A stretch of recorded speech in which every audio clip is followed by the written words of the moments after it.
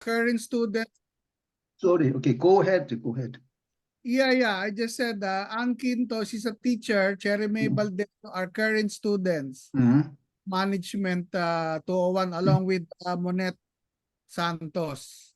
Ana Gracia Tumolba and Genoveva Barcelon and Michelle Pasha, Maya Antonio, and yeah, they are going to take their comprehensive exams very soon. Oh, Diane Peñaflor is also a management 201 student along with Andrea Joy Anas. Sarah Angelica Betco, Lemuel Denosta, Shannon Militan, Sophia Bernardo, Alfonso Albiar, Sabrina Park, and Marian Morata, along with Audrey Herolaga and Matthew Calibot. They are my undergraduate students. They're taking up Institution 100. I also see Mark Ryan Villasis is also taking up Management 201. And Elijah Langkaon, he is my thesis advisee. So commend them because they are here despite the fact that for Christians, you know, this is Monday, Thursday. Oh, Marian Malyari is also one of those who will take the comprehensive exam.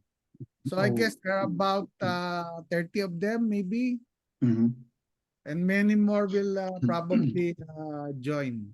So we have a mix of students, current, and those who will take the exam. Catherine Ganson is also an undergraduate student taking up Philippine institutions. I don't know if my student Sabrina Park is Korean. Sabrina, pakita ka nga. Oh, she's now visiting Korea. No. Hello po. Okay. I'm half Korean. Half Korea. Right. Korean. Yeah. When I noticed the family name Park is very popular Korean family name. So she seems to be a Korean. Okay. Yeah, like a mixed half Korean. Okay, welcome. Okay. Okay. Oh, there we go. Okay. Okay, welcome all students to our Thursday forum. Okay. I am Sung-Ho Kang, the coordinator and the organizer of this Global Thursday Forum, representing History NGO Forum for Peace in East Asia. Okay, my organization. Okay, and my colleagues and my standing president Mi-Gang Yang is here. He's staying in Korea, but you know, for some the program and you know some development programs, this connection with another organization. He's now staying in Philippines. Okay, near the Manila. What's the place exactly, Mi-Gang? Your place? Tarlac. Tarlac, yeah, Tarlac, right? Today, no, Tarlac, very right. Okay, yeah, okay. And I saw the Rebecca Delancey, okay, Professor Rebecca Delancey from Maryland in the United States, okay. Good day, everyone. Yeah, good day. Okay. Hello, Rebecca. Okay, welcome to our Thursday forum. Every 2 weeks, okay, we hold this forum, okay. And today's topic is very important, and important to, I think, to the all members, all we call it stakeholders, not only government but also like you know, the businesses, okay, and media, and also the our local NGOs, okay, all NGOs, okay. So and today. SDG, or the initial name is SDG, Sustainable Development Goals, okay, is designated by the United Nations in 2015, 195 nations agreed, okay, with the United Nations that they can change the world for the better, okay. And there are 17 goals, okay, 17 main main goals, and I think each one is connected with our life. And my organization, History NGO Forum, particularly number 16, guarantee peace, justice, and strong institutions. Okay, it's very closely associated with my organization, and it's mostly the promoting the the eliminating poverty and the protecting or improving the climate, the environment, okay, environment and the prosperity for all the people. Okay, this is the very important agenda for all the people and all nations. Okay, so I wanted to cover this topic. Okay, and today the Professor Bernard Karganilla, he will cover this topic. And I invited today's moderator, okay, Dr. Sweet Lau Siri Ung, okay, from the Philippines, from the Thailand.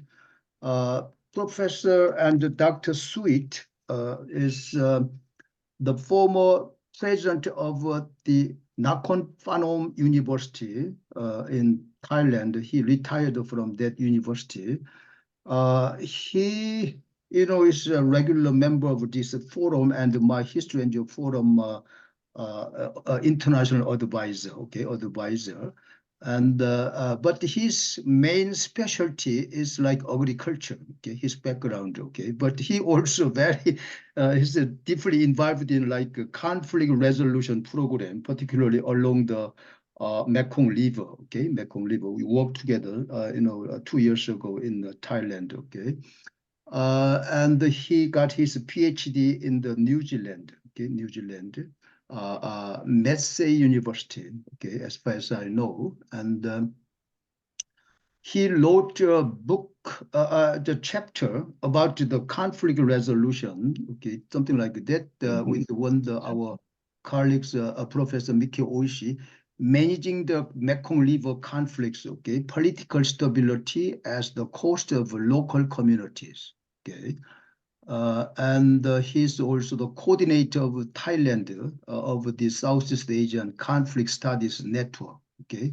And he's also now, even though he's retired, he's very studious, okay. He's an independent researcher, okay, independent researcher, and he is a regular member of this forum. So I really appreciate his service as a moderator, okay, today, Dr. Sweet.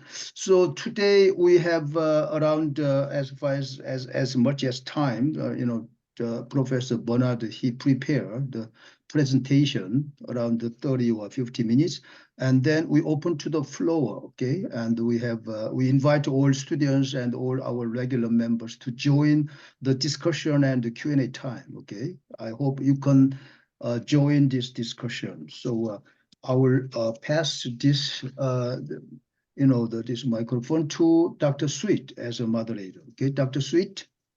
Okay, thank you very much, Sung Ho. Thank you for your kind introduction about me. It's my honor to be moderator for tonight's session, especially when the speaker is Professor Bernard, which I always enjoy his talk and the way he deliver his presentation. Sung Ho already mentioned about SDGs, which I think we all heard about this, and we may interpret differently or use it different ways. For example, in university now, there's a university ranking based on SDGs, world ranking. And many organizations, politicians use SDG as the way to get funding to carry out projects and things like that. Whether we will make the world peaceful and prosperous by year 2030 as United Nations aim for, that will be big question in our mind, I would say. So tonight, Professor Bernard will give us some thought about this.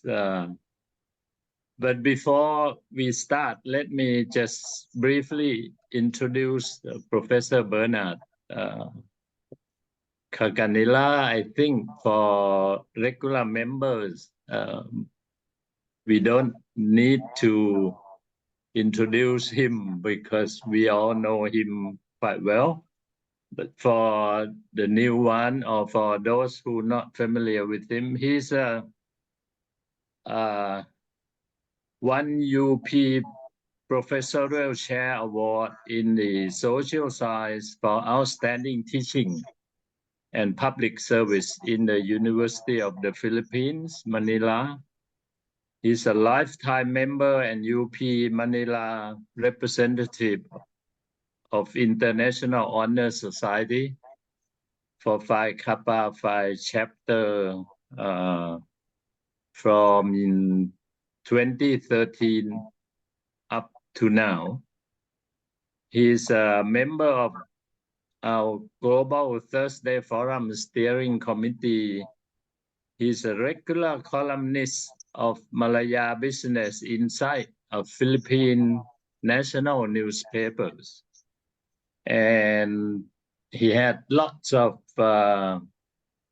writing as a co-author, as an author in many interesting publications. As I said, Bernard always have a very good way to bring us to the subject that he is going to present. So I won't say much more, and I'll give the microphone to Bernard for his presentation about SDG development as freedom. Bernard, please. Oh, thank you, Dr. Suwit. That was a very sweet introduction. Let's start with the song that I believe encapsulates the Filipino understanding of the 17 SDGs.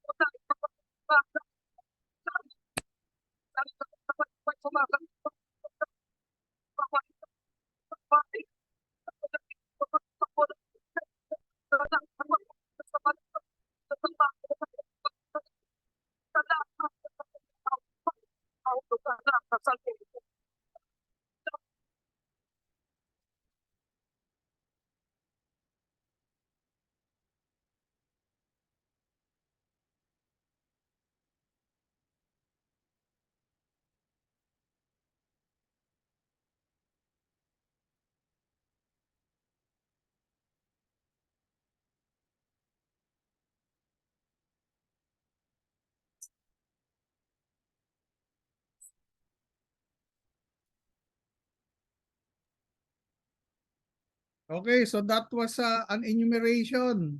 Mhm. The SDGs.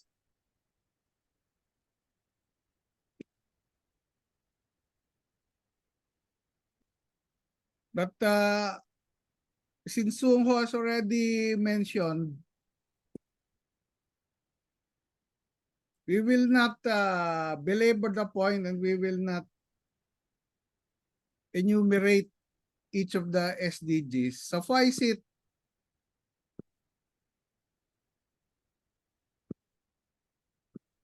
to share that, when you go to the website of the United Nations, you will get all of the information that you need. So here we have a snapshot of the 17 SDGs.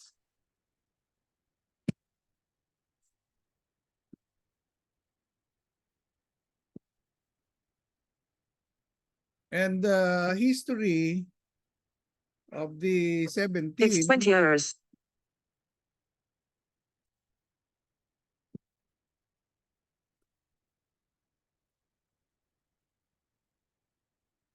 is that they were born at the United Nations Conference on Sustainable Development in Rio de Janeiro way back in 2012. So it's been more than 10 years.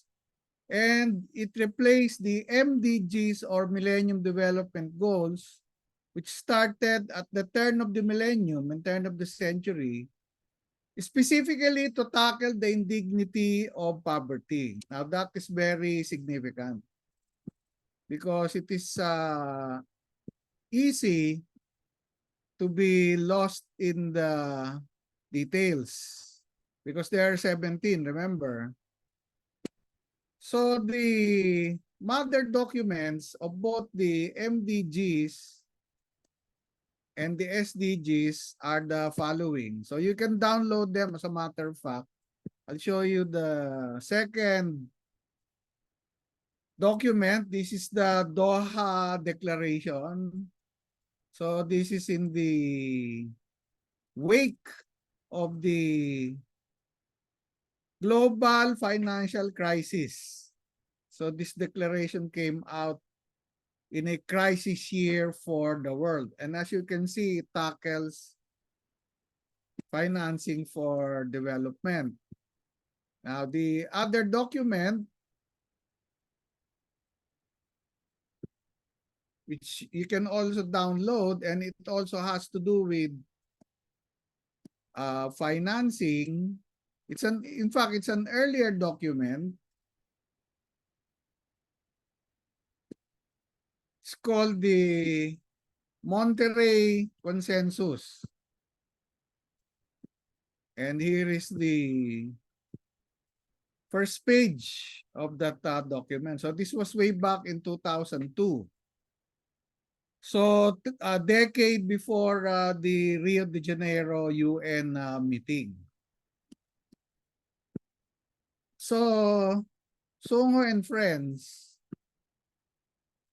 we must allot time, not today, to sit down and discuss these documents. Not today, for us to understand.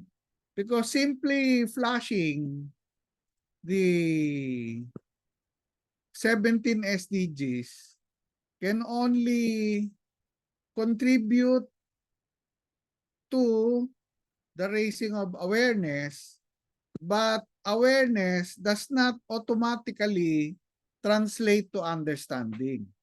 So for us to understand it, there is no shortcut. We have to sit down and absorb, analyze, synthesize the Monterey Consensus and the Doha Declaration.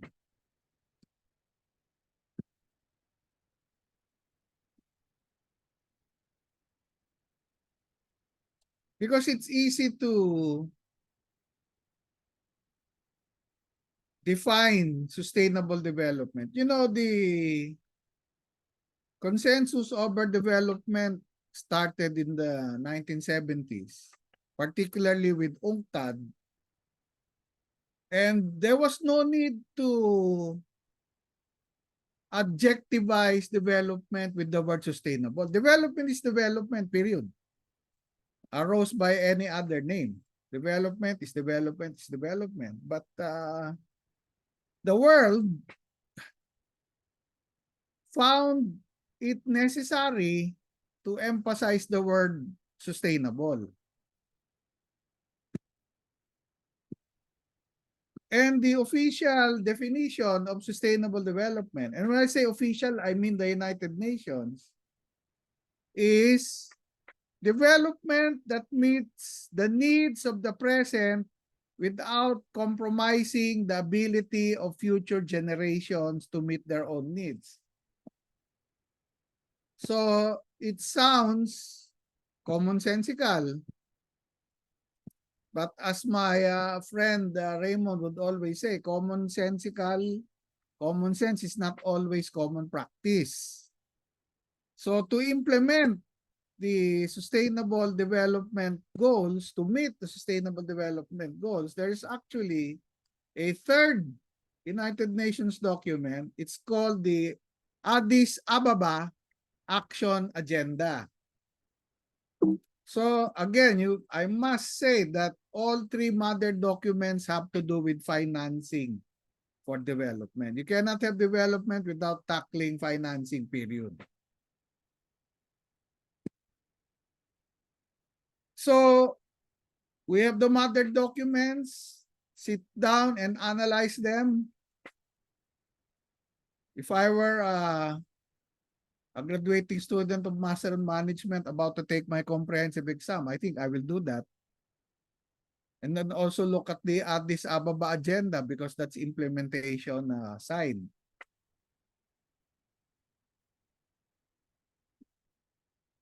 So what we will do now, my presentation, which is entitled Development as Freedom, this is not actually my idea. At the end of my presentation, I will mention the source of the framework. So here we go. Development as freedom.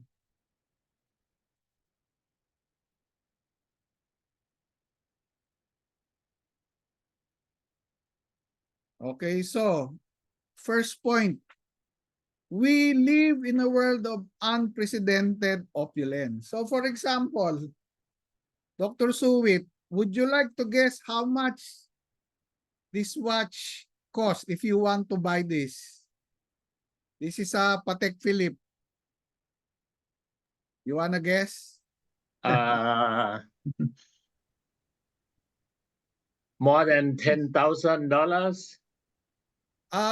You are far from the mark. It is between $3.3 million and $5.5 million US. So there must be people who can afford this. Otherwise, Patek Philippe will not manufacture it. It's that simple. So this is truly a luxury watch. Millions of dollars. But at the same time, we also live in a world with deprivation. So there is actually a list of the 10 poorest countries in the world. And at the moment, the poorest country in the world is South Sudan. And if you look at that list, at least half of them are in Africa. This picture, I think this is, we have Becca here. This is Monrovia in Liberia. And like many other countries outside of Africa, this is ironic because there are natural resources and yet they're not being deployed for the betterment of people. Hence, we have the 10 poorest countries in the world. So how many Patek Philippe watches of this kind, Dr. Suwit, do you think that the same amount can be used to feed people? But you see, That is the thing about freedom and agency. Every individual, every human has the right, the power, the privilege to decide what he wants to do with his time, what he wants to do with his money, what he wants to do with his life. So of course, this is scandalous, but hey, this is your planet and this is the human race.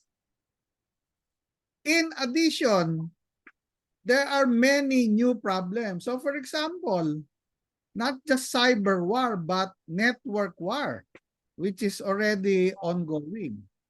Then you have artificial intelligence and so on and so forth, which are man-made.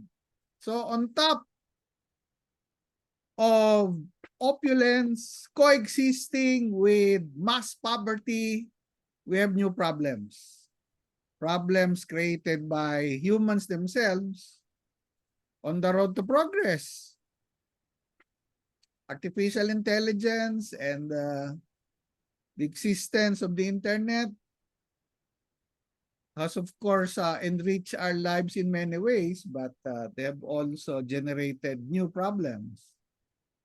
So, overcoming all of these problems is not a marginal part, it's not a tangential part, but the central part of the development process. You know, Dr. Suwit, Sungho, the danger with the discussion like this is that we will drown in the list of problems because there are so many.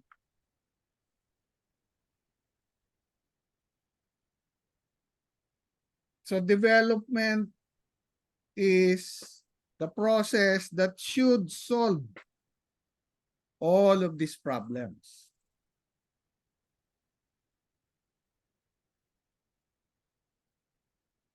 But my source privileges this definition of development.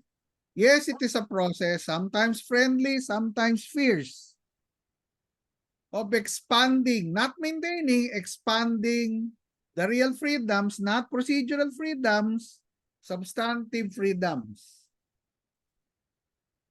that people enjoy. Again, this is the definition that we prefer. From my source, this is not mine.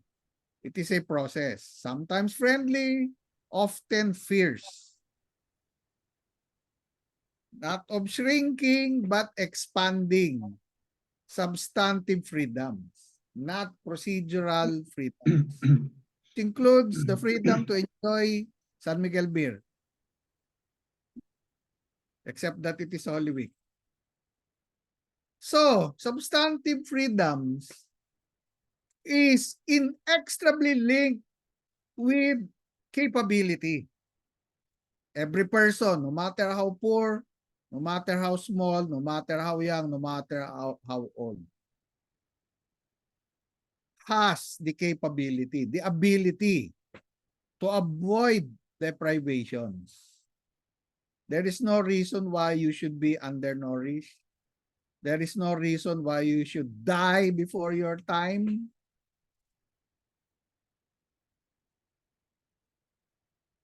So this is the entire range. Health and civil liberties and education. These are freedoms.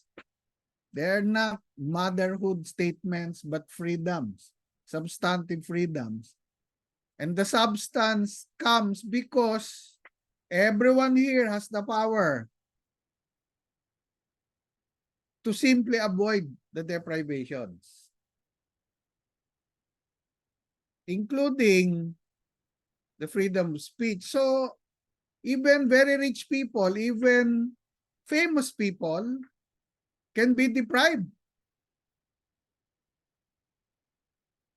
by other rich people, by other famous people. So if you remember the Oscars like it last year, these are two millionaires. But even Chris Rock was deprived of his freedom.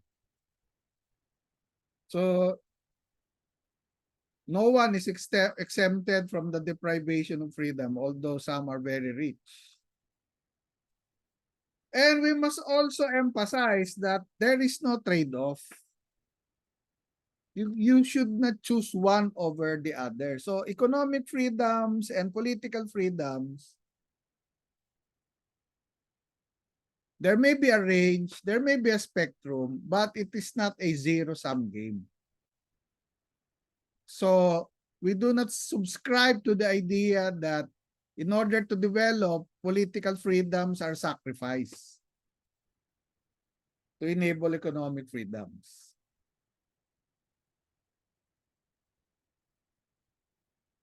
Now, for every government, for every business, for every enterprise, for every political party, for every NGO,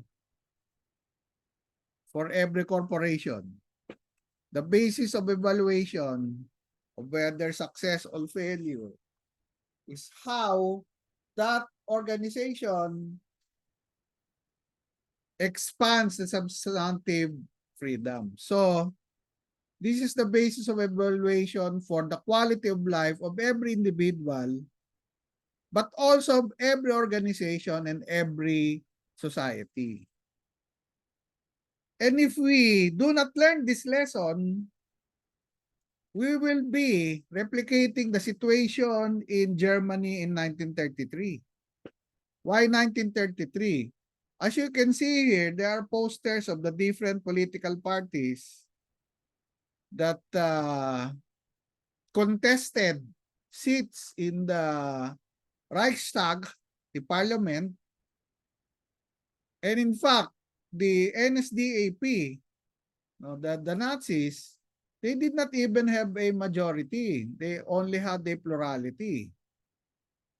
So every political party, with or without elections, must be evaluated on the basis of how they expand substantive freedom. If we fail to learn this lesson, we will replicate what happened to Germany in 1933. Sorry for the example, Madam Cristel. So, you need not be a libertarian or utilitarian to accept that every person, and this is the preferred term, has the agency, the opportunity to pursue life, liberty, and happiness. I must emphasize this, as you will see at the conclusion. Every person. So, it's not the government, it's not the NGO, but every individual. Simply by not doing anything, you may be helping the oppressor. Again, as my friend Raymond Siriaco will teaches, no, habit number 1 is to be proactive.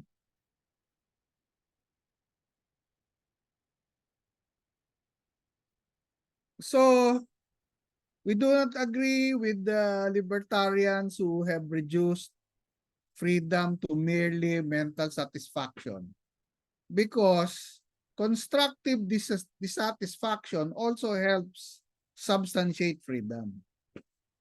We are not satisfied with mere mental satisfaction because we also need creative discontent to progress. So we reject libertarianism and utilitarianism when we say development as freedom. So again, we are not satisfied with procedural freedom, you know, that you can fill out forms, you can file your candidacy, you have free tuition, you can write to the editor. Of course, all of these are important, but they are merely the instruments. You may call it instrumental freedom, all of these procedures, but only as the path to substantive freedoms.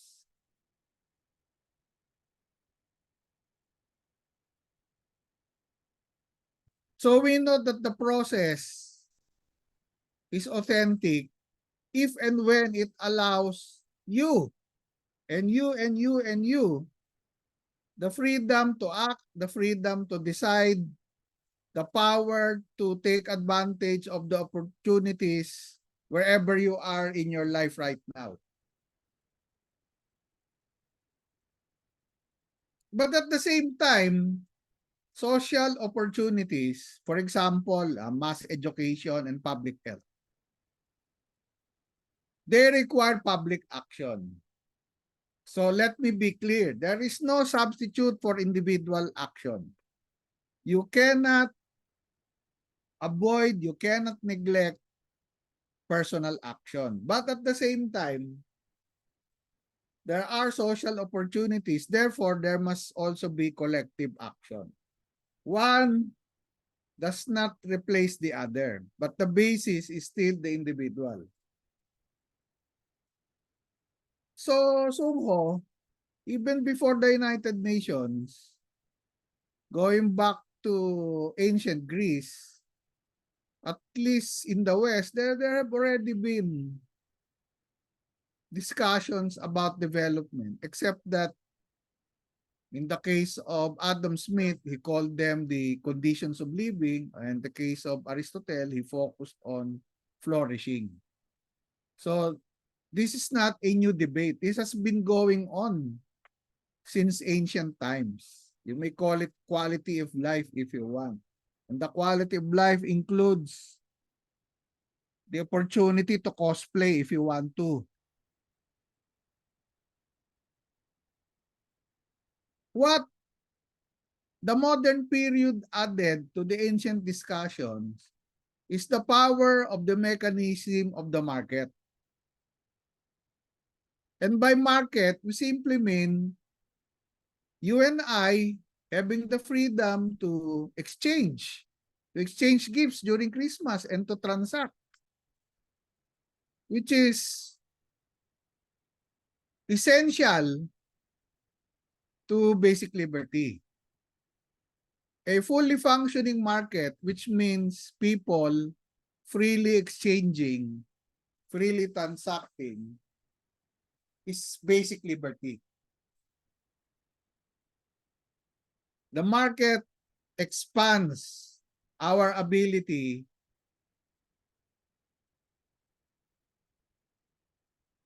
to deal with other people.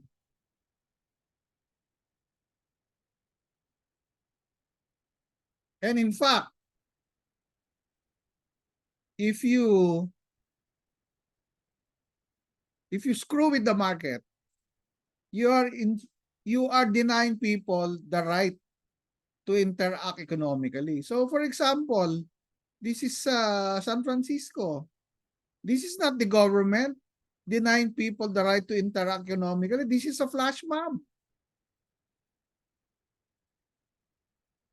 It's not always the state that constricts the market. The other end of the spectrum are mobs. Even in a first world economy like the United Nations, even in a city like San Francisco, which is the home of many millionaires and billionaires. So development and freedom, development as freedom, development as a process, and substantive freedoms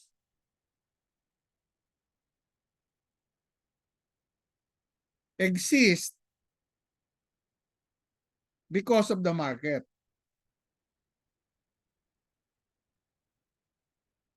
At the same time, the government or the state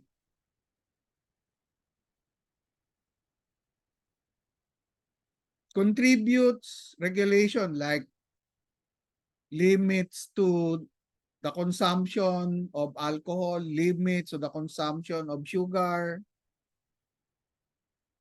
ordinances that penalizes people who let their dogs roam freely. And same with social support. By social support, we mean all of the churches, all of the faiths, all of the temples. So all of the NGOs, all of the government agencies, and every individual, the arena for exchange is still the market. So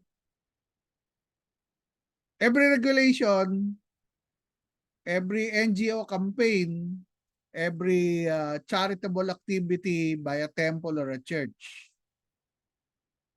it exists within the market mechanism.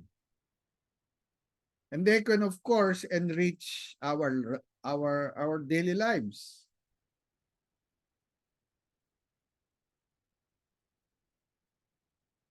And so as the development freedom also emphasizes economic facilities, which means if you are a micro entrepreneur, you're self-employed, you're selling fish balls, for example, you are free, and you can become freer if you can access even small amounts of capital.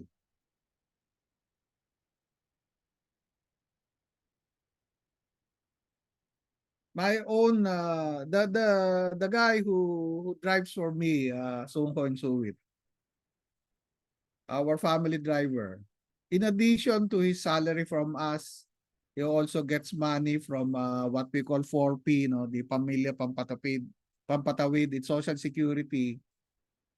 It's still not enough for him because he has many children and grandchildren. So he's also a micro entrepreneur. He sells balut every night. And that's how he exercises freedom, because he understands that he is free to sell a duck's egg. And he earns, what for us might be a minuscule amount, but for him, it is important that he has access to this finance and that he can sell. And finally, whether you are democracy or not, both development and freedom are substantiated, expanded, when you and I assert the guarantee that there will be transparency. And by transparency, we don't limit this to government actions. Even corporations must be transparent, even churches. Because if you violate trust, trust is social capital, you deprive people of both development and freedom. So for example, here we have Charles Ponzi. He's not government, he's an individual. There is such a thing as Ponzi scheme because of what he did. And up to now, there are many such schemes, even by people who are pastors. So, in this framework, development requires simply the removal of the sources of unfreedom.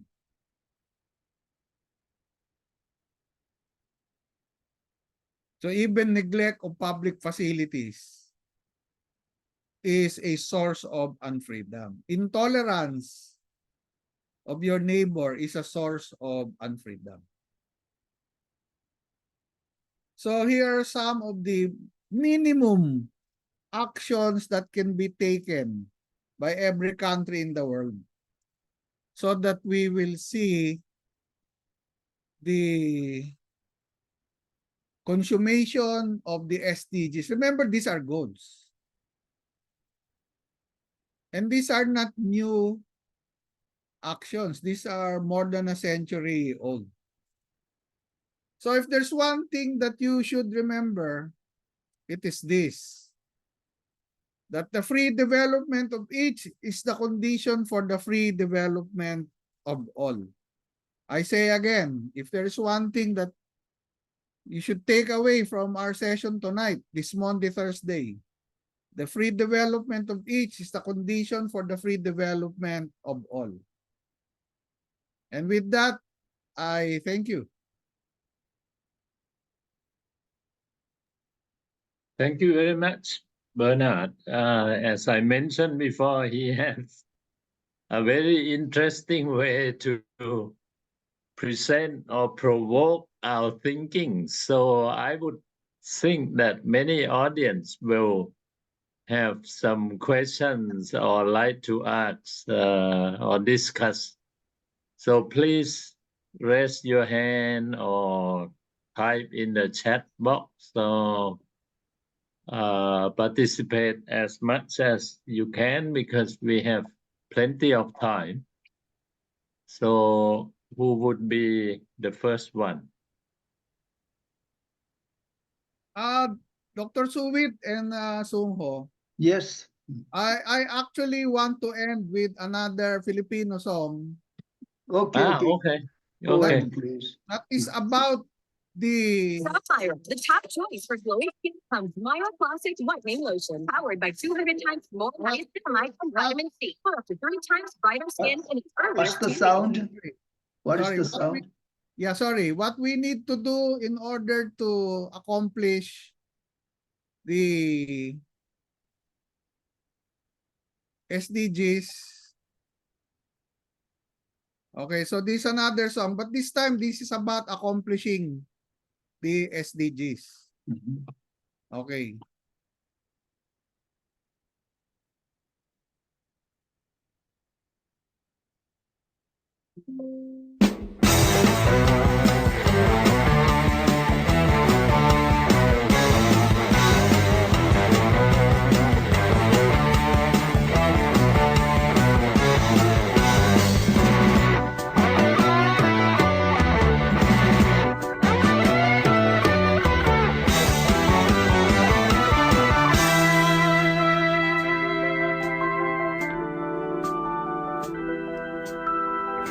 Ako'y umiiwas sa away at gulo.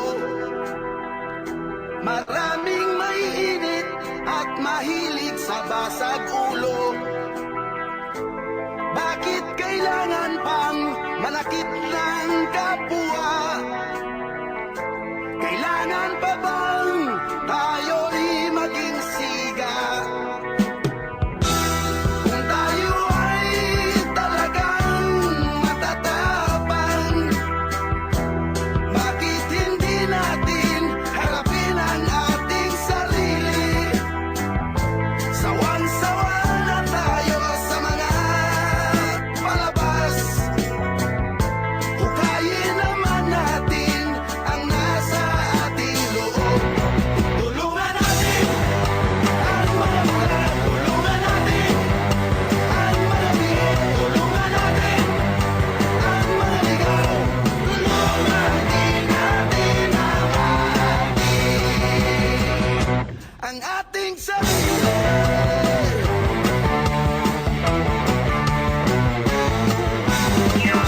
Matuto na tayong gumalang sa ating sarili. Matuto na tayong umunawa ng kapwa. Tayo'y masikap upang tayo'y umunlad. Limutin na natin ang ugaling tamad. Iwasan na natin ang ating mga ilusyon.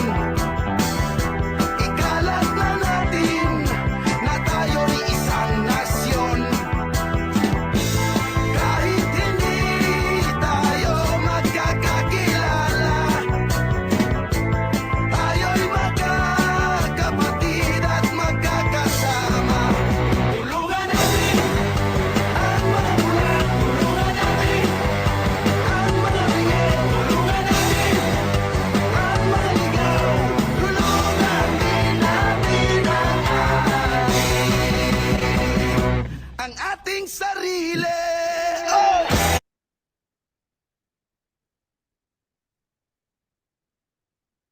Okay, so Okay. Yeah.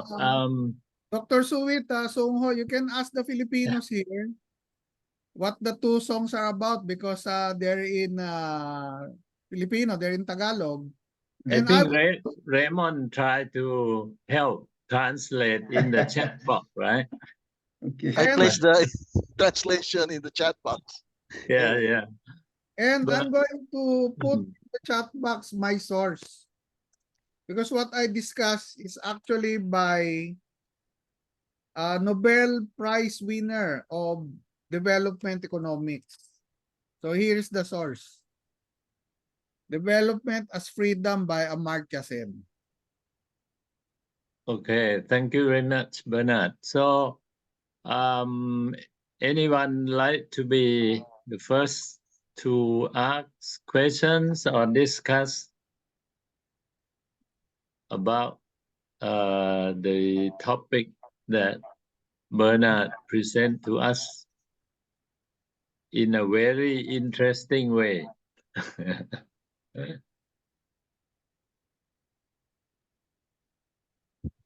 I'd like to comment Yeah, and share please. how much this is aligned with my involvement with Rotary. But Rotary focused only on 7. No, but I guess it's aligned because the Rotary 7 areas of focus is peace and conflict resolution and prevention. Number Uh-huh. 2 is clean water provision. Number 3 is uh, health treatment and prevention, disease treatment and prevention. Number 4 is maternal and child care. Number 5 is literacy and education. Number 6 is community and economic livelihood. And number 7 is the environment. So the 7 are actually what Rotarian projects are about. We help fund any project in any community if it requires a global grant, which is a minimum of $30,000 and above. So if you can approach any Rotary Club and you believe you need a water project or anything that is aligned with the 7 areas of focus, then they're willing to fund it. No? So that's one thing that you can assure Rotarians are supposed to be focusing their attention on, which is aligned with the 17. Okay, thank you, Raymond. So, who would like to? May I Yeah, make yeah, some some comments? Okay, Yep. thank you, Bernard. And what as far as the SDGs are concerned, okay, in case of the Bernard, he focused on like development. Development is very important, particularly in like developing countries. And maybe in advanced countries, like, some different gap, okay, like it's some inequality, okay, between the rich and the poor, okay. He already showed this photo picture. And the SDGs, okay, we usually, they're like kinds of like this, the term, this initial, this sustainable development goals, SDGs, like MDGs, okay, the Millennium 2000, MDG was initiated, okay, and like this 15 years from 2000 until 2015. But the SDGs are more comprehensive, I think, okay? The MDG, some senior members here, because some scholars you understand, but like our regular, like some other members, the SDG is not very familiar, okay? I wonder some students, they know the SDG, all these 17 goals. MDG before 2000, okay, year of 2000, the millennium year, all United Nations members, they agreed to like launch or the, inaugurate this new project of like millennium goals. They are, I think, as far as I know, there's more focused on development or poverty alleviation or elimination mostly. But the SDG, okay, is already, Professor Bernard, he, this covered the history, brief history since the 1970s, more specifically 1990s, okay, Rio de Janeiro, okay, this like, we call it climate change, sustainable development, okay, sustainable development is adopted as a very important like concept, okay, and all of these previous agreements like what Paris talks about, this climate matter, okay, and what this Johannesburg Declaration on Sustainable Development 2002 and the United Nations Conference on Sustainable Development Rio Plus 20 in 2012. All this the UN agendas or for all the humans, humankind. Okay, they are more like more comprehensive. I think this is goals, and it covers not only development or the poverty agenda, but the climate change and the elimination of the inequality and even the mobilizing the sustainable cities and the communities and some decent jobs, okay, creating decent job and economic growth. And particularly, the 16 and the 17 of this goal, the 16 is guarantee peace, justice, and strong institutions, okay? And my organization is dealing with some historical some issues, particularly like forced labor issue in connection with the Japanese colonial rule and a comfort women issue. Okay, this is closely associated with number 16. And lastly, the different from the MDG, the 2002. This one is 2015 until 2030. The number 17 of this goal, building partnerships for these goals. Okay, partnerships. I think this is very important. Partnerships. And particularly, if I would like to make further comments in connection with the SDGs, I wonder some of you know like ESG strategy. Okay, this is very important to the management strategy. E stands for environmental, and S stands for social, and the G stands for governance. So some of your Philippine students, they are like a management, like graduate school students. They think in all the particularly advanced or the underdeveloped any countries, the government emphasize like ESG strategies, like in most businesses, okay, like this the companies, enterprise business companies. So even my company, I'm partly working in that company. We try to adapt or apply ESG strategy. Okay, so it's originate from SDGs. Okay, SDGs. So I think the implementing to implement the SDGs or achieving the goal, the implementing the SDG ESG. Okay, ESG the practice is very important. So for example, SDG 13 climate action can be achieved through ESG practice. Okay, such as reducing carbon emissions and investing in renewable energy or promoting energy efficiency. And SDG 6, clean water and sanitation, can be achieved through ESG practices such as reducing water pollution, improving water management, and providing access to clean water and sanitation. And SDG 8, decent work and economic growth, can be achieved through ESG practices such as creating good jobs, promoting fair wages, and providing safe working conditions or something. So recently, I am doing research ESG, these strategies and these factors, and we have some like inter section between SDG and ESG in modern world. So I'd like just to mention this part. Okay. Okay, thank you very much, Sung Ho, for more information. So who would like to discuss or ask question next?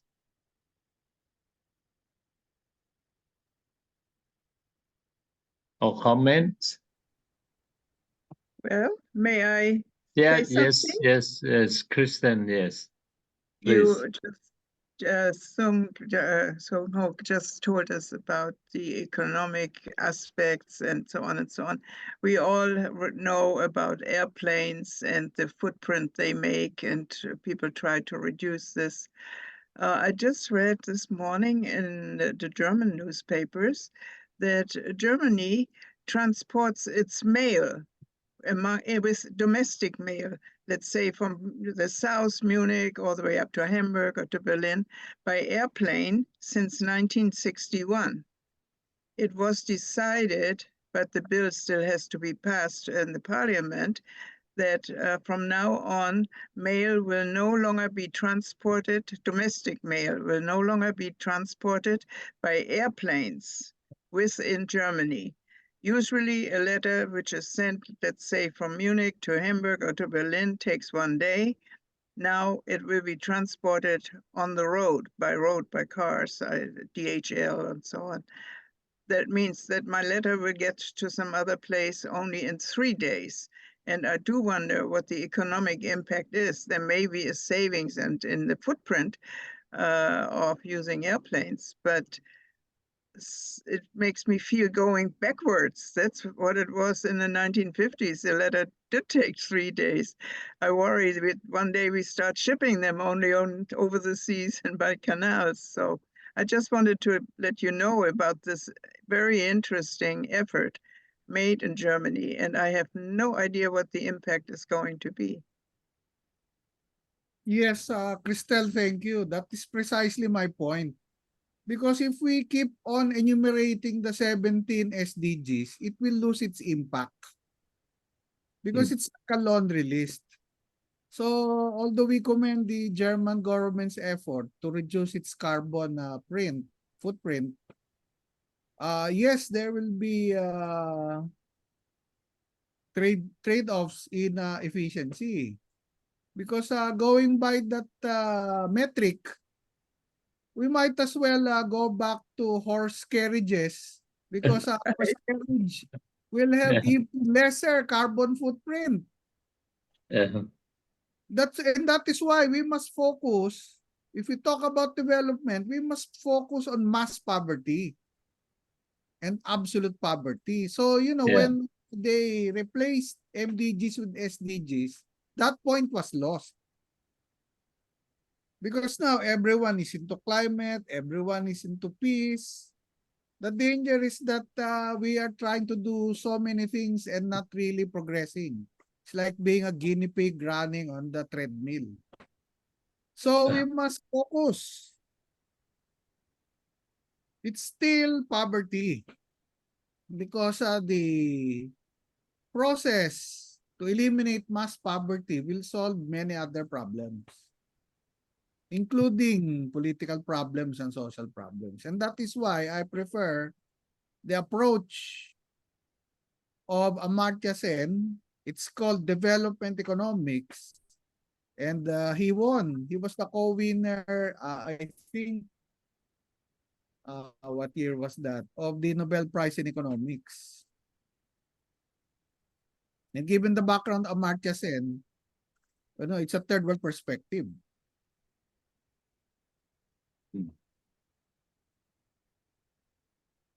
Yeah. Oh, Bernard, I quite agree with you. I think out of these 17 goals, number 10 probably the most hardest to achieve. Reducing inequalities.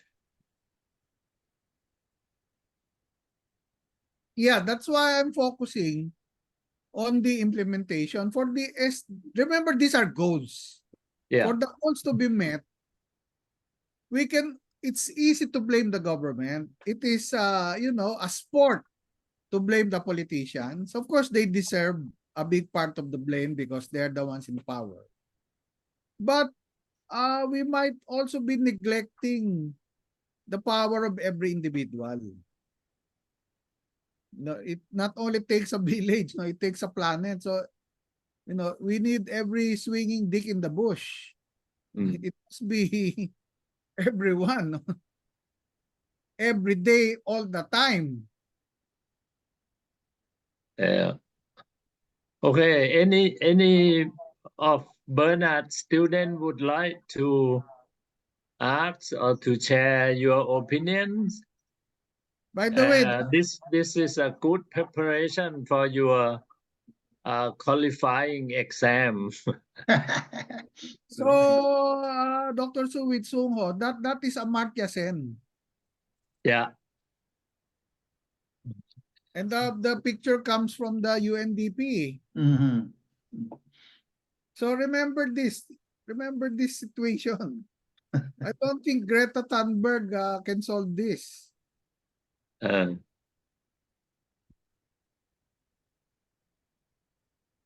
$5.5 million Mhm. and the world's poorest country. Just remember this. This is the most important slide.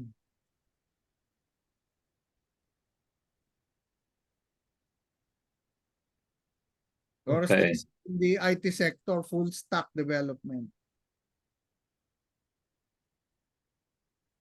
I'm sure the generation Z here would understand when I say that this is a skill issue. This is a skills issue. Thumbs up if you understand that, Gen Z, that it is a skills issue. Oh, see, they got it. They understand that it is a skill issue. I wonder, Bernard, in among the 17, the list of the 17 goals, number 5, SDGs 5 is the gender equality, okay, enforcing gender equality. Do you think in the Philippines, this gender equality is very advanced? Do you think it's in good progress?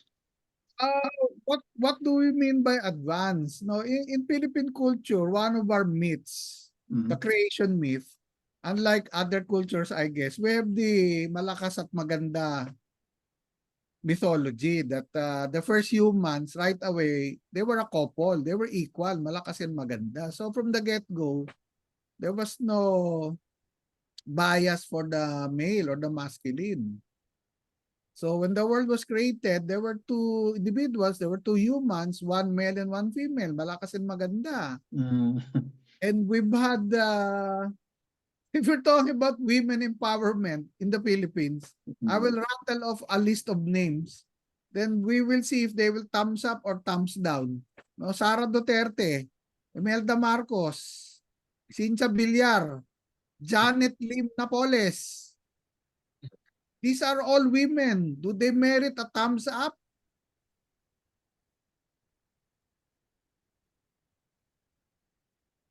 Because at the same time, we have Lenny Robredo. We have two presidents, Gloria Macapagal Arroyo, she's still around. Yeah. There was Doña Corazon Aquino. So, of course, we still need to safeguard all of the genders.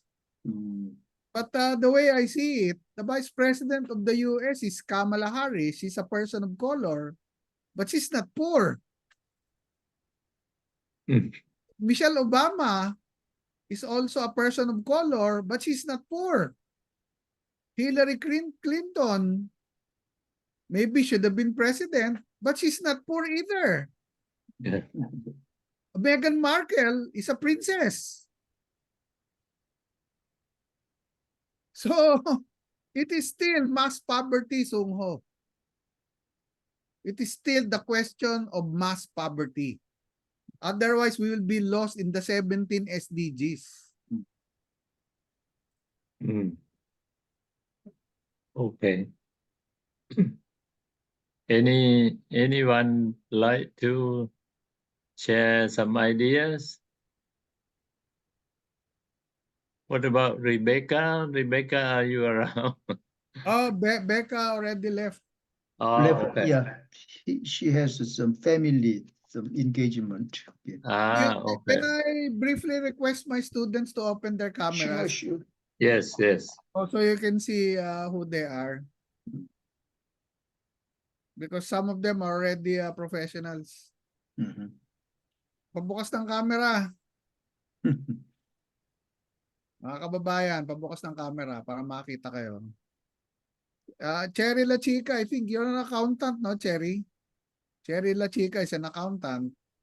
Oh, Raylene is a firefighter. Raylene Paglinawan is a firefighter. oh. These are women, Songho. These are women. Right. So, any of Bernard's student like to be the first one, you get extra point from him. Of course. Advanced Easter. Pabukas ng camera. Oh, Mary Jo Larson is here. Hi, Mary Jo. Yeah, good morning. Actually, I won't show you my face because I Okay. overslept. Anyway, okay, good to see you, Mary. It's good to see my Good. photo. But I did want to, if you don't mind, just connect again that ESG to the SDGs, because I think you made some very important points about SDG 13 climate action and clean access to clean water and creating jobs. And I mean, just to add a hopeful note to this conversation, there is a combination of investments by major central banks, the IMF, the World Bank, to try to strengthen investments in whether it is clean energy but mostly what I'm seeing is innovation. A lot more attention to innovation, a lot more attention to infrastructures, and definitely what I'm noticing is studying the annual reports of companies that are claiming to be involved in these clean energy innovations. For example, Crystal, there are efforts to take waste and turn it into fuel, and some of that will be used for airplanes. But we're almost at a point where there's a lag time in terms of changes in the opportunities we have for cleaner energy and transportation. So I feel as though even though we're skeptical by habit about anything that the private sector does, it would be important to also encourage some of the major innovations that are taking place, and it's at a global scale. So just to add one more point, there's the IFRS, which is it's an international oversight for accounting for the annual reports. If you do some research, and I notice you are interested in doing research on this, they have just come up with standards for sustainability and climate action so that they can look at the annual reports, be very specific about the indicators, the key performance indicators, and eliminate much more of this, what you would probably categorize as greenwashing. So there are definitely some brilliant minds and artificial intelligence tools that are paying attention to this from the market point of view. And I recognize, I was listening very carefully, and I definitely agree with the point that freedom requires access to capital. I mean, poverty will not be eliminated without some more specific and sophisticated ways to provide access to capital at micro levels. So I myself am paying attention to what the banks and financial institutions and central banks are doing. Take a look at Bangladesh if this interests you, and that connection between the SDGs and ESG is going to be more and more obvious there. So there was just a major event that took place there. Sorry for the long comment, but I just felt as if it'd be important to add these details with kind of a hopeful note as you think about the impact of SDGs. I guess I should add one more point. I'm sorry the United States is not more explicitly supportive of the SDGs. We have serious political divisions here, but I promise you at least 50% of us are definitely, it's almost an even split in the United States, but many of us are committed to the development goals that you have been discussing during this session. So I just wanted to let you know I'm listening, but I literally crawled out of bed and turned on my computer to listen to your conversation. And so I'm sorry that I'm not fully engaged, but I'm grateful for this discussion. I thought it was an excellent presentation, starting with that crazy watch for over $3 million. Anyway, thanks again. All right. Thank you. Okay. Thank you very much. Thank you. Yeah, thank you, Mary Jo. But the approach was really a Amartya-Sen. I just put photos to Yeah. illustrate. These are statements from the book. So I urge you to read the book. And since Mary Jo raised it, you know, when World War II was ending, as part of the rehabilitation of the world, at Bretton Woods, there was created a system which led to the formation of the International Monetary Fund and the World Bank. Of course, so many decades have passed, but like it or not, to meet the goals, we will have to have a reformed World Bank, a reformed International Monetary Fund, and a reformed World Trade Organization. In addition to the United Nations Environmental Program, the Food and Agriculture Organization, the World Food Program, the IMF, the World Bank, and the WTO. It's 21 hours. They have to be engaged in the SDGs. But if the IMF and the World Bank and the WTO are being used by the richer countries as instruments to export financial capitalism, then these goals will never be met. Mm. But again, that will take a separate discussion, just on Bank, IMF, and the WTO. Yeah. Okay. Who would like to share the discussion? Mary Esco, like to say something?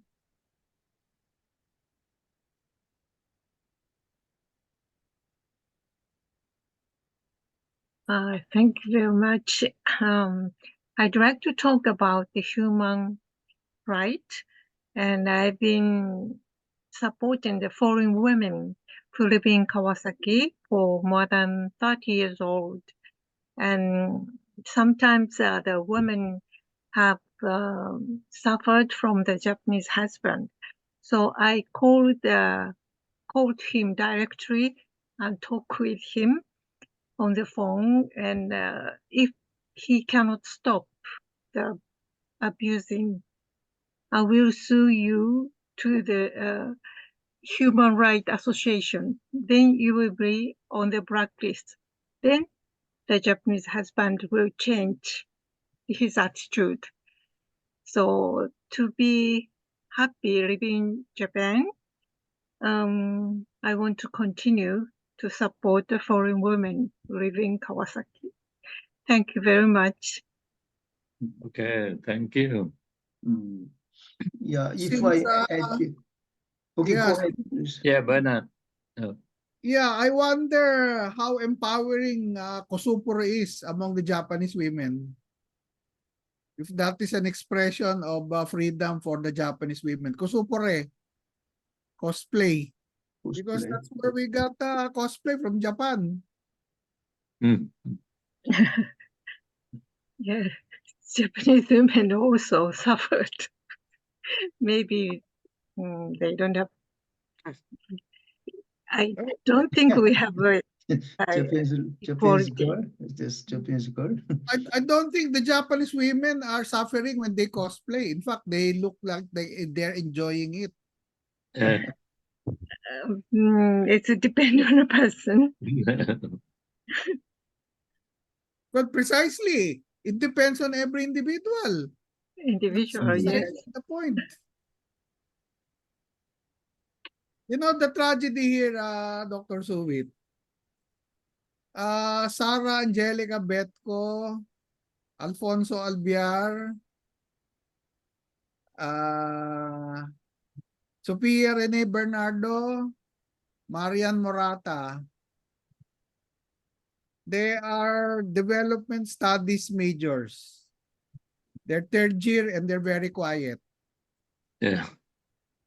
That is the tragedy. Mm.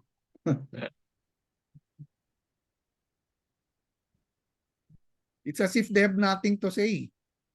Yeah. Oh, okay. Constantina, please. Welcome, Yes. Constantina. Welcome. I'm happy to see all of you. I hope you hear me. Yes, yes. Yes. I can't open my camera today. I'm a little in bed. In bed, I'm a little ill. But I wanted to see the subject very much. Thanks a lot, Mr. Karganilla, for his presentation. And I wanted to say that it's precious that he underlined that we can't be happy collectively if everyone is not happy. If everyone, it's important, it's very important, because even if we make a good luck and not having that watch, but we have a good life, economically, financially, with our marriage, everything.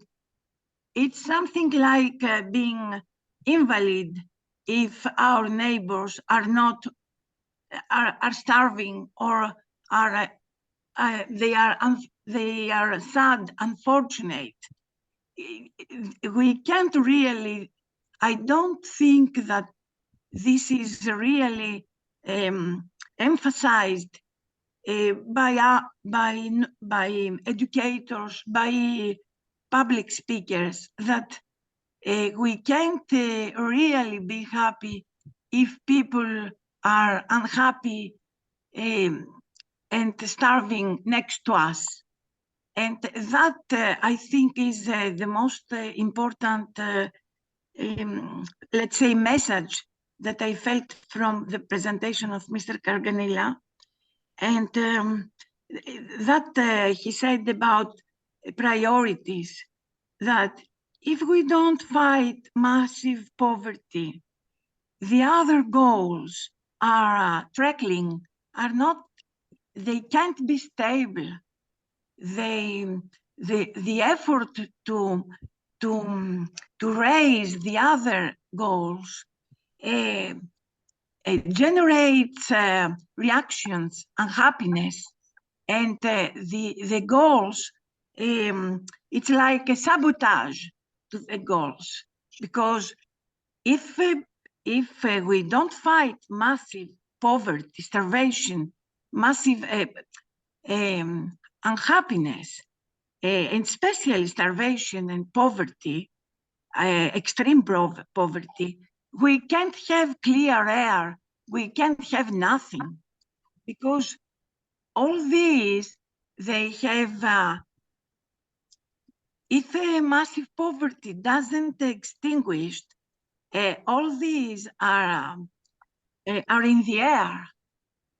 And finally, they will be for a little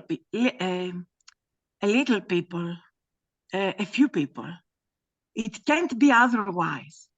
It's a choice, perhaps, and most of the people, they feel that.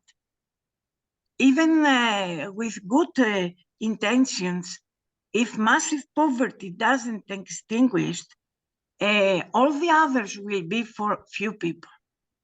And the other that I liked about his presentation, Mr. Karganilla's, if I don't make a mistake, is that he said to enforce universal institutions, to enforce universal institution of regulators of markets, which markets, of course, it's very important. But the whole thing is gonna need a regulation and international institutions, in my opinion.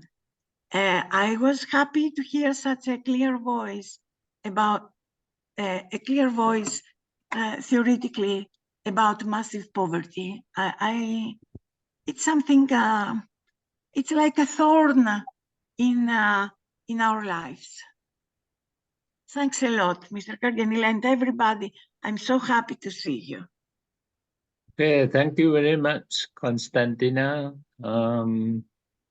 So who will be next one?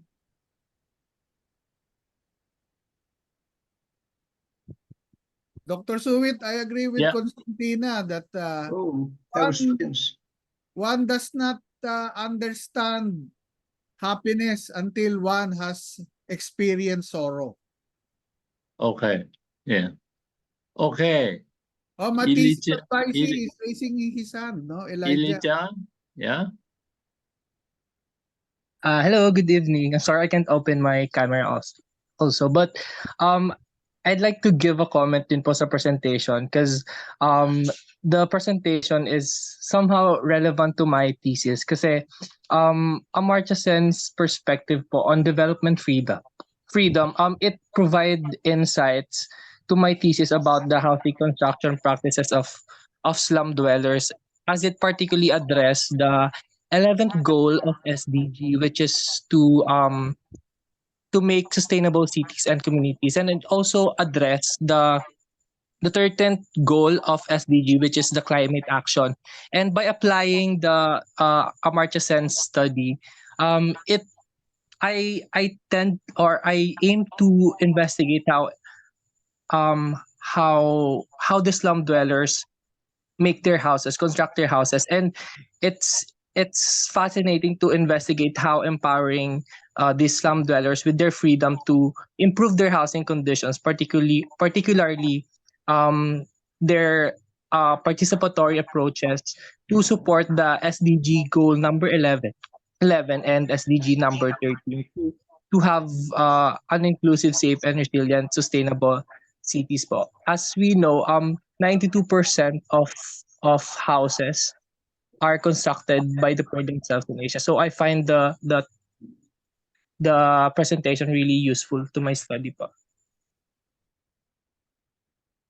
Okay, thank you. So who's next? So I advise Elijah, no? Elijah, look at the winner of the Nobel Prize Economics in 1972. Uh-huh. The co-winner. Dalawa yun eh. There's two of them. One of them you can use as your theoretical framework.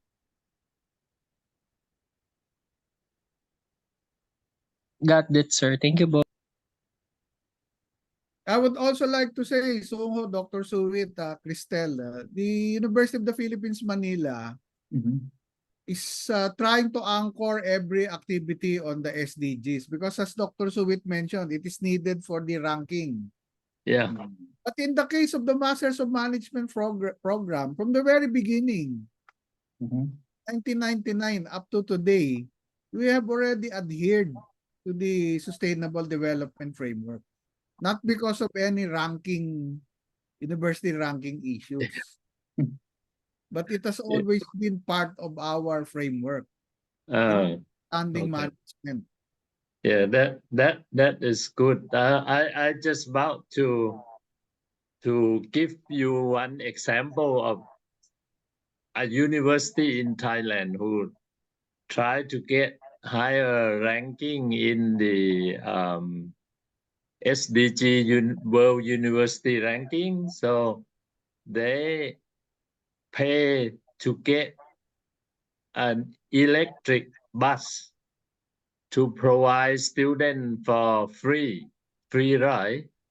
But actually the bus is always running around with no passenger because students still like to use motorbike, so their own car for their convenience. But the university get a higher SDG ranking anyway. Okay. Yeah, thank you for that example because the individual would rather enjoy his freedom, Yeah, move on his own. rather than make a little sacrifice by riding the shuttle, the bus. Yes. And that's what I'm saying, that it takes a combination of individual initiative and collective initiative. Okay. Any more? Any students like to express your opinion? Okay, Sophia, please. Good evening po. Am I audible po? I'm sorry. My signal is really not that good po today. Hello po. Yes, we can hear you. Yeah, hear you.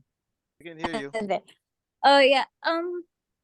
I really want to share some of my thoughts for regarding gender equality as discussed earlier. Since recently I was able to research regarding feminist economics, and one reality that really saddened me was how in the 4 main reasons for increased focus on women in terms of development, only 3 were due to economic gains, like because adolescent girls have power to end intergenerational poverty, and the cost of excluding them in development is actually also high. So it's as if gender equality is used as a means to another end, which is economic gains, rather than equality as an end in itself. So it really struck a chord in my heart. Like, it's a very sad reality that we really view development too quantitatively and kind of disregard the qualitative aspects of it in terms of measuring progress and stuff. So it's one a feeling that I had regarding gender equality and in development.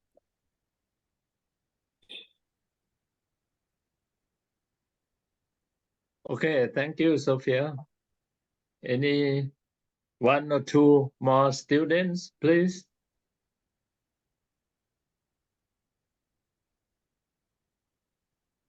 This is Mary Jo. If I could Okay, follow Mary. up, if you don't mind.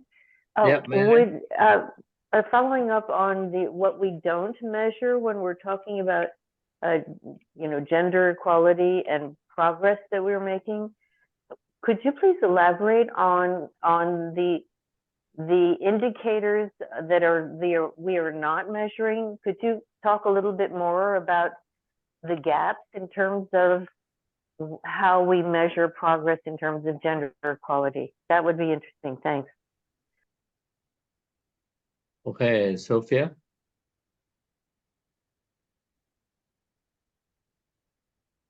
Sophia, I think Mary Jo is asking if you can discuss Yeah.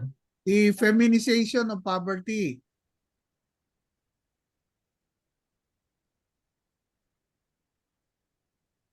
Or any of the DepStat majors here, feminization of poverty.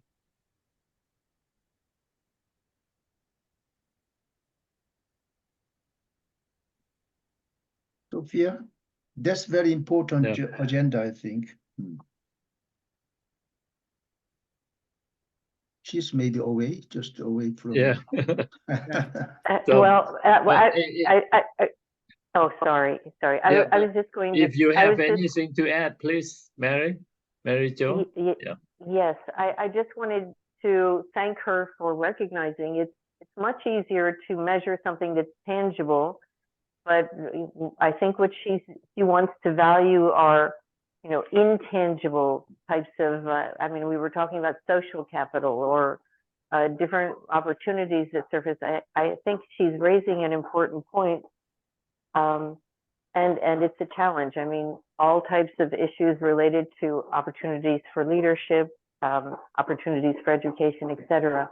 I think there's an effort to find indicators for the intangibles, which really have to do with reputation all the way up. But I would be really curious. In her voice, I heard a frustration, and I was wondering what the source of her frustration was, because I think it would be helpful to the discussion. But at least just, I want to thank her for raising that issue.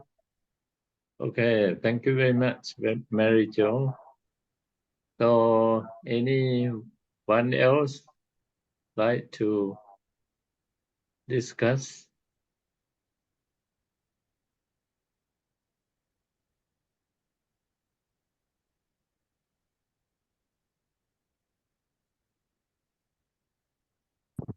I'm also curious what Sophia might be alluding to, but there's one example that came to my mind when another Nobel Peace Prize winner, we invited him to speak for Rotary. The banker for the poor is his name is Muhammad Yunus. He was a professor at Chittagong University who, when he discovered poverty around the university, started to lend money, and that led to the micro lending system, which lends basically to women and allows them to do weekly payments. And this scheme seems to be very successful, and it has become a global movement. But one of the negative side effects which I've seen in uh, in Bangladesh is that sometimes the husband will beat their wife just so they could take out a loan. So I said this is our unintended consequences of providing money or lending money to the wives. No, anyway, just a thought where those issues will have to be addressed as well in terms of gender. Okay, that's very good point also, Raymond. Thank you. So, anyone else like to share? I would like to comment. Yeah, please. So recently, the Japanese society, enterprises, the government, and the companies always talking about the SDGs. It's a kind of the business opportunities. It is better than nothing, but it is a problem. They are thinking that is a kind of the business chance. So listening the Bernard lecture, it is very important to think freedom or plural freedoms of or independent. I'm sorry, still the colonialism, the neo-colonialism is all over the world. Probably still historical human rights violation in Asia, Japanese army or Japanese ideologies embedded to the Asia. So still the historical issues. Then we should learn that freedom or the independent from certain ideologies. So the banner, thank you very much. Your presentation is very important. Okay, thank you. Who would like to share next?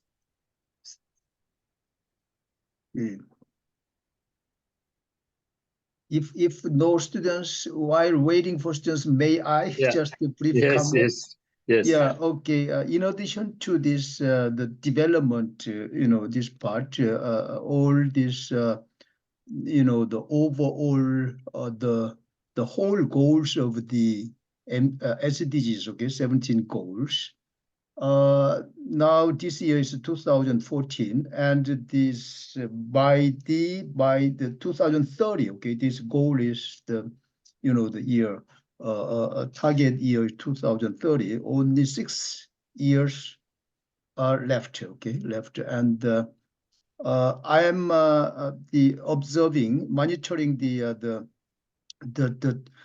democracy index, okay. This is surveyed by Economist Intelligence, okay, unit every year for the 167 countries, and I did research this year, result of this year, and the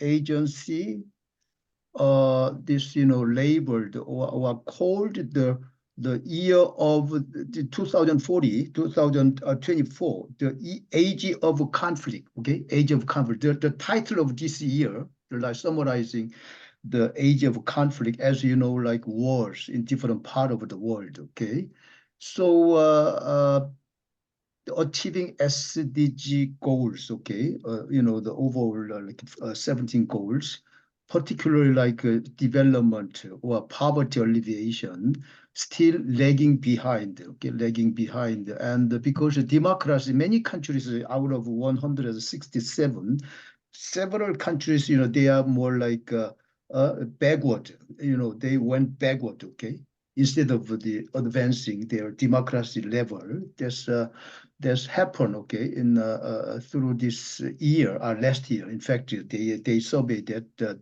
last year, the survey of 2023. Okay, 2023. So achieving the goal of SDG is somewhat gloomy, somewhat gloomy. Okay, somewhat gloomy. So we are somewhat concerned about it. But Mary also mentioned that ESG program, because in Korea, even in Korea, some major companies, like big companies, they are supposed to publish like ESG report. Okay, like a sustainability, their or their what the responsible business, their practice, like report.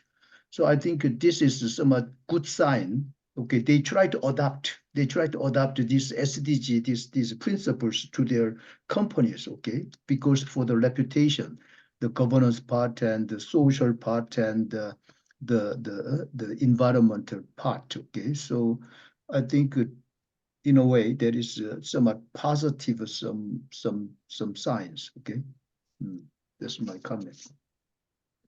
Okay, thank you, Song Ho. Okay, Bernard, you want to talk a little bit more about the two slides that you just put on? No, I'm just or someone. I'm just complimenting the comments. Yeah. Okay.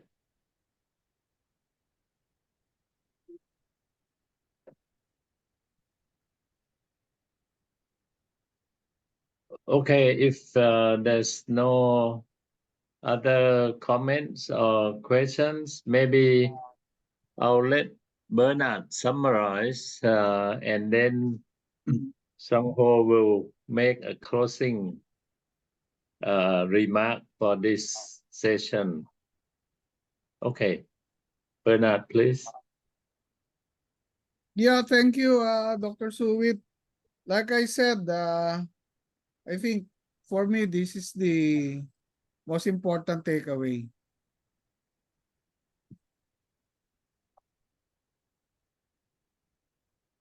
Full stack development. The free development of each is the condition for the free development of all. In all respects. Economic, political, and social.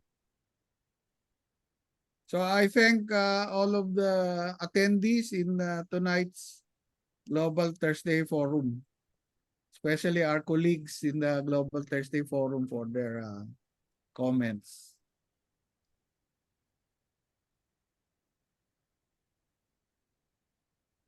Okay, thank you, Professor Bernard Karganilla, for your excellent presentation. And thank you, everyone, for your participation. So Song Ho will have some announcement or something to say to close this forum tonight. Thank you very much, Song Ho. Thank you, Dr. Sweet. Okay, thank you for today's presentation. Today's Thursday Forum, Global Thursday Forum, is the 111th occasion. Okay, and I also thank you, Professor Bernard Karganilla, my good friends, okay, your presentation, and also all members, okay, our regular members, senior members, and the UP students, okay, the students who joined tonight, okay, tonight in this forum, okay. Thank you very much also for your discussion.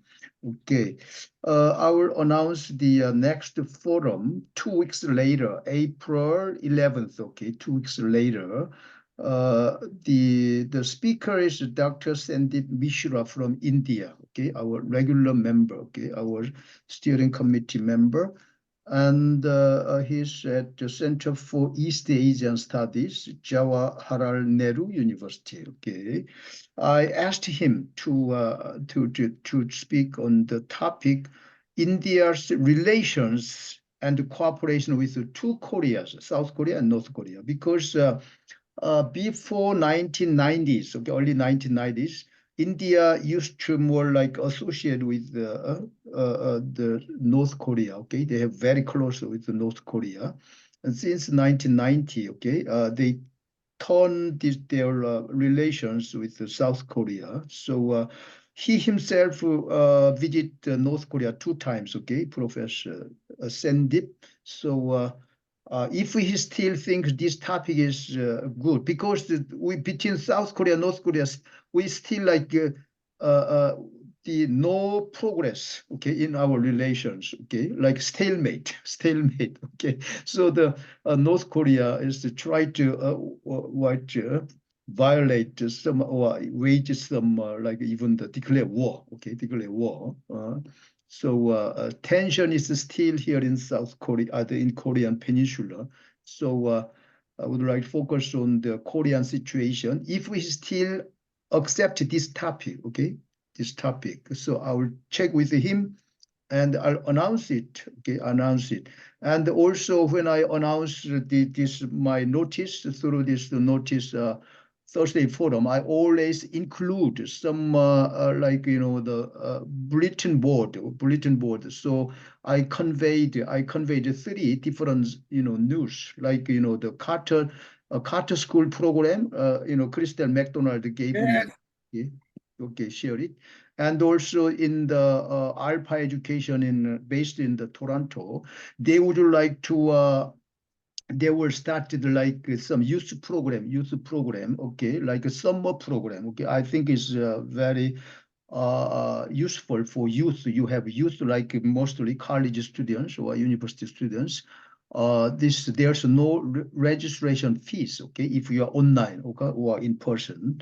And Jam, okay, who was not here, Jam also he has to me to distribute his conference in August, okay, August. So I share this all information with you. So if you have very important information, you just send me, I'll share it.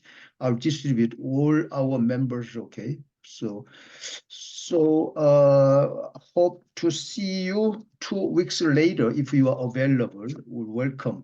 You are joining, okay? So everybody until then, okay? Stay safe and have a wonderful time. Okay. Everybody take good care. Okay, take good care. Thank you very much. Bye-bye. See you. See you next time. Thank you. Okay. Okay. Bye-bye. Bye bye. Bye-bye.